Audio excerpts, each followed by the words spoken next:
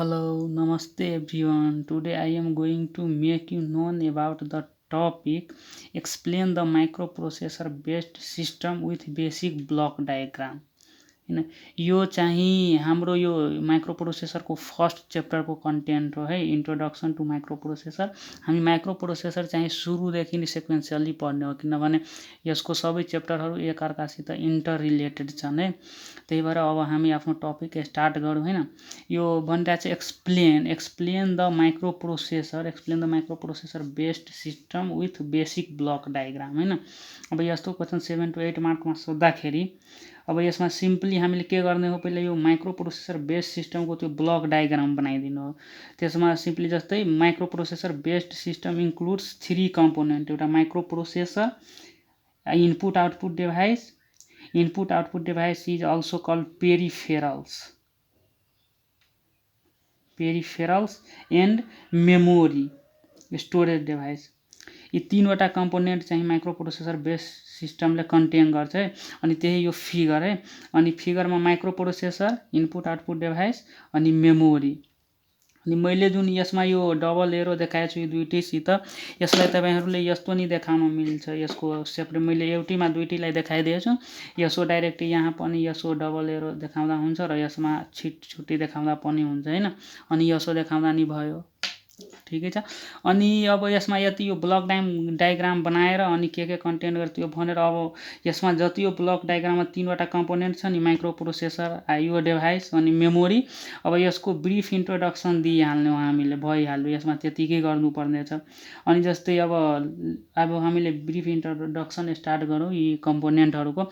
Micro processor होइन, micro प्रोसेसरको अब हामीले ब्रिफ इन्ट्रोडक्सन दिन्छौँ। जस्तै micro processor is a programmable multipurpose clock driven register based semiconductor electronic device है।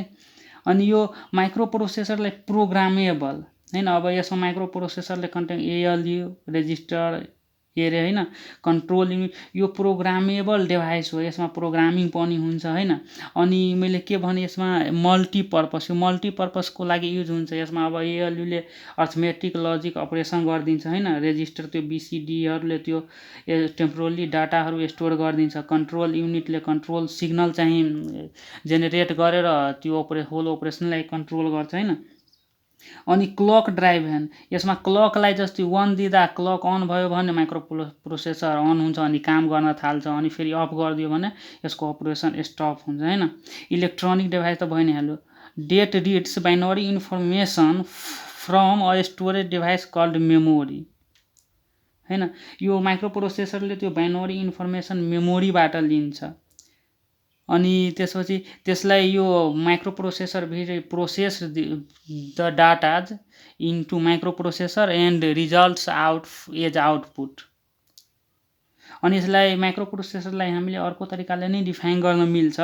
It is a clock driven semiconductor device. Micro processor is a clock driven semiconductor device consisting of electronic circuits. त्यसपछि micro processor contains three different components.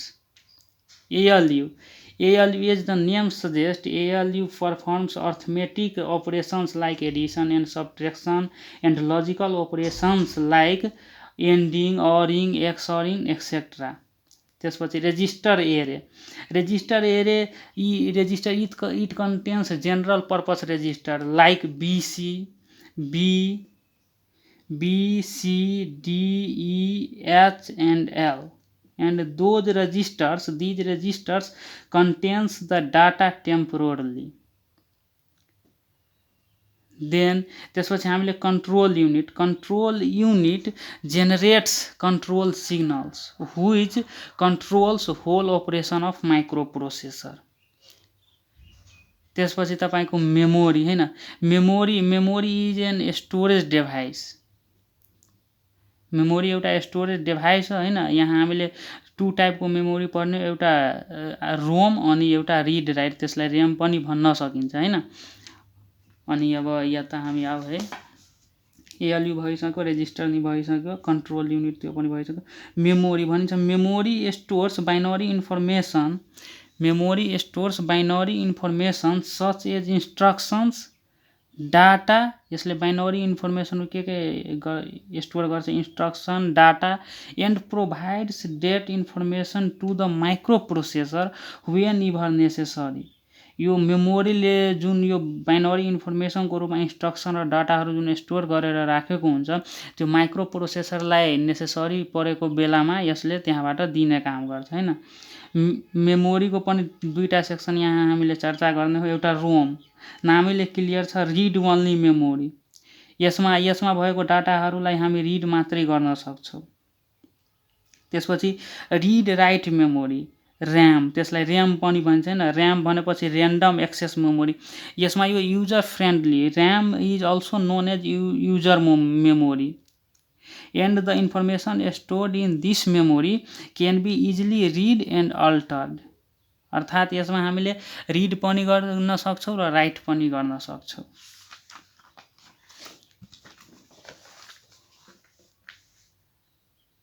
त्यसपछि input output device, मैले पहिला नि भनिसकेँ, यो input output डिभाइसलाई peripherals पनि भनिन्छ। Input output डिभाइसले के गर्छ भनेदेखि it communicate with the outside world using two devices, input and output, which are also known as peripherals.